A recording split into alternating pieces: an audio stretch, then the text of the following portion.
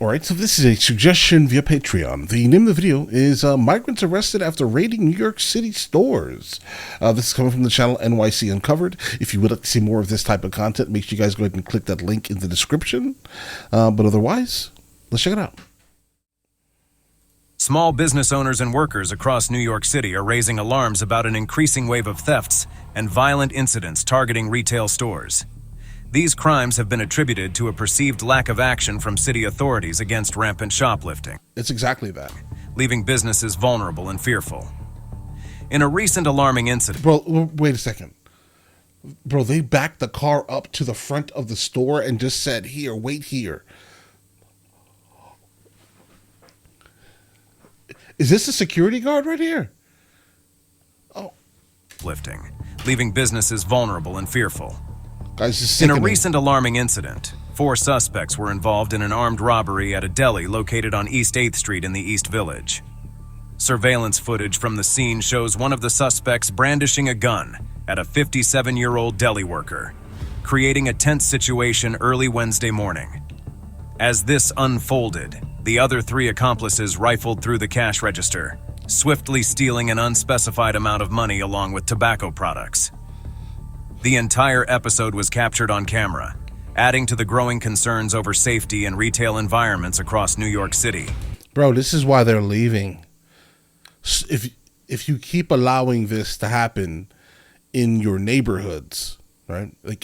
Literally allowing it, as in the elected officials are saying, if we arrest them, we'll let them out on a $1 bond. If you keep allowing this to happen, your location will turn into a desert, similar to the south side of Chicago. Like if you guys, this is getting so sickening to me, bro. It's like back to back now. It's never stopping. It's never ending. What can we do to stop this other than just straight up fixing, reforming every single person that is in any type of elected position? They need to go. Fortunately, all of them. The deli worker was not physically harmed during the robbery and subsequently refused medical attention, according to police reports. However, no arrests had been made in connection with the robbery as of Thursday, leaving the community on edge and the perpetrators at large. This incident is part of a worrying trend of increased boldness among criminals targeting local businesses, prompting calls for more effective measures to safeguard these essential community establishments. This man just nodded at the camera. In 2023. These criminals are emboldened. A lot of them have knives and guns and so forth. And that's why we're asking Albany to please consider harsher penalties for these criminals. Please. These events underline a broader trend of rising crime against retailers, with a recent study indicating a 64% increase in shoplifting incidents in New York City from 2019 to mid-2023. Many store owners are calling for stricter penalties to deter criminals, who often wield weapons such as knives and guns. Despite these calls, recent legislative actions by the city have been criticized for making it difficult to arrest and prosecute shoplifters effectively. For instance, New York City's laws have been revised to limit the circumstances under which individuals can be arrested, leading to a situation where critics argue that crime is essentially being incentivized. It is. Surveillance footage and eyewitness accounts describe scenes where thieves operate with immunity, often targeting supermarkets, bodegas, and other essential service providers. Into a stolen vehicle, compounding the crimes. In response to the alarming rise in retail theft incidents, both city and state leadership have taken decisive steps to address the issue. Governor Kathy Hochul recently unveiled a comprehensive $45 million plan aimed at combating retail crime across New York State. This initiative focuses on enhancing security measures for businesses and establishing specialized task forces within law enforcement agencies to target shoplifters and smash-and-grab operations. I'm thinking about this, guys. The more stores, the more overall revenue for the area. Tax money gets sent into the counties, right? So if you keep walking into these locations and then sooner or later all of them leave and turn your place into a desert, that city then in time will start to fall completely into literal blight. All these businesses are going to be closed. You're going to have nothing that is actually keeping people owning property there. And now you just basically built a brand new ghetto, specifically because you wanted to go into these stores and take things. theft. Additionally, the plan seeks to increase penalties for various offenses related to retail theft, including reselling stolen goods and assaulting retail workers, reflecting a strong stance against such criminal behavior.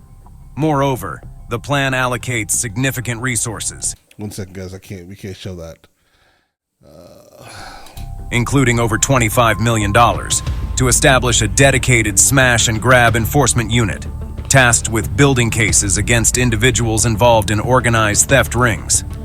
A portion of the funds will also support local law enforcement agencies, while another portion will provide tax credits to businesses to help mitigate their losses. This multifaceted approach highlights the seriousness with which authorities are addressing the issue and aims to provide much-needed support to businesses struggling with the consequences of rampant retail theft.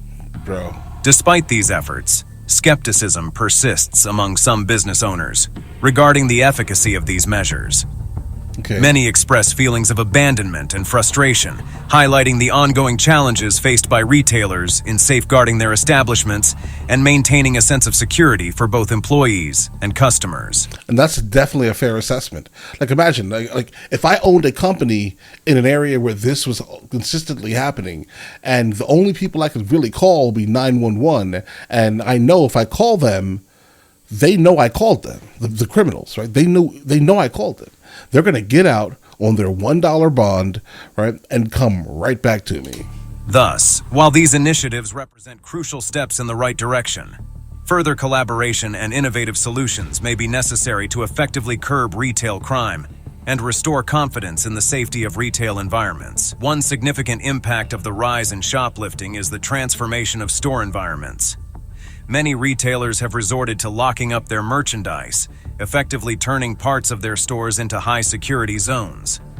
This has not only affected the shopping experience, but also reflects a deeper crisis in city management and public safety. At the core of the issue is the recent decision by lawmakers not to increase penalties for attacks on retail workers, further deepening the sense of neglect felt by the business community. This has led to a grim outlook for the future of retail in New York City, with many fearing that the situation may worsen if substantial and effective measures are not implemented soon. The city's current legal and policy framework appears inadequate in addressing these challenges, leaving businesses to fend for themselves in an increasingly hostile landscape, and the crimes don't end here. Surveillance video, and in it you can see the suspects, 2 men and a woman, at work. After entering the store, one of the robbers pulled out a gun. Police say customers were ordered to get to the ground. The suspects then went to town, stealing about $51,000 worth of high-end merchandise. A brazen daytime robbery unfolded at a Gucci store in Manhattan's meatpacking district, as captured by surveillance video and reported by the NYPD. The incident, which occurred just after noon on a busy President's Day, involved a gang of armed thieves who stormed the luxury retailer, located on West 14th Street. As detailed by Robert Moses, reporting from the scene for a news outlet. This happened down in the mid-meatpacking district. You need a lot of George Washingtons to patronize the Gucci store.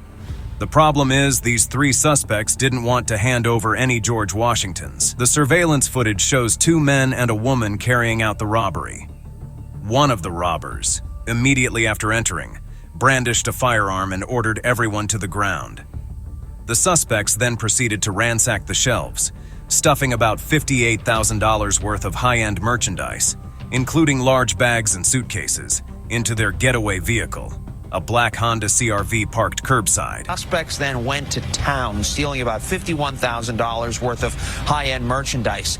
Now to the getaway. The woman pulled up to the curb in a black Honda CR-V right near the store entrance. Witnesses described the scene as shocking, especially given the timing and location of the robbery. There are so many businesses and stores around here, like, you would think around lunchtime it's peak hours of people being outside. Right. So it's pretty bold, commented Rachel Dreyer. Yeah, they don't care. Like, I mean, if they cared, they do it at nighttime, right? But they know specifically that they're going to have no repercussions for their actions. And yeah. A local worker. The getaway was as dramatic as the heist itself. The woman, who had been waiting at the curb, swiftly drove the getaway car down 9th Avenue, nearly hitting another vehicle and a person on a bike as they made their escape through the Lincoln Tunnel toward New Jersey. local reactions highlighted the audacity of the crime and its impact on the community. Eli Klein remarked on the use of a weapon, saying, "The use of a gun is particularly disturbing." Meanwhile, another local, Connor O'Leary, expressed frustration over the frequency of such incidents. "It's frustrating. A lot of New Yorkers are going through a flux, not only on the streets but retail. Some of the stores they are hitting are older Manhattan now. We don't know where they went. So now take another good look at these three. Bro, they went and sold every single thing that they took for most likely half of the value. Suspects, again, 2 men and a woman. That's what they did. Luckily, nobody was hurt, but police Instantly, want to get same them. day. If you have any information, you are asked to call Crime Stoppers at 800-577-TIPS. Security. Yeah, like it looks like someone put an order out and they went and they did that. They brought it to someone else to basically fence it. Most likely a fence. At the scene, evidently cautious, chose not to engage directly with the armed robbers. Right. Obviously, security did not want to engage with them because you don't know if they're carrying guns or whatever, but they took their darn time. They were wheeling luggage. They had big armfuls of bags, reported Moses.